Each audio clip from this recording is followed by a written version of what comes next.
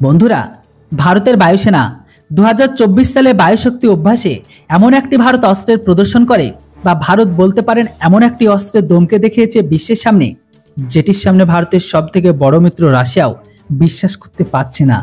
হ্যাঁ বন্ধুরা, ভারত বড়ই সফলতার সঙ্গে হাওয়াই থেকে হাওয়ায় মারতে সক্ষম মিসাইলকে বা ভূমি থেকে হাওয়াতে মারতে সক্ষম মিসাইলে পরিণত করে দিয়েছে। আর এটি এমন একটি মিসাইলকে তার ভেতরে প্রাণকে দেয়, যেটির প্রাণ বা সেলফ লাইফ একদম আগেই শেষ হয়ে গিয়েছিল। আসলে বন্ধুরা, ভারতের এই মিসাইল ডিফেন্স সিস্টেমটি আর কোনো কিছু নাই, যেটির নাম হচ্ছে সমর, যেটা একটি short range missile defence system.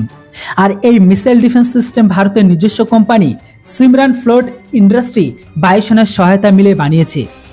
বলি দিই আপনাদের, এই মুহূর্তে এই মিসাইল ডিফেন্স সিস্টেমটি রাশিয়ার R-73 ইনফ্রারেড গাইডেড মিসাইলকে ব্যবহার করে তৈরি করেছে, যেটি হাওয়াই থেকে হাওয়ায় মারতে সক্ষম মিসাইল।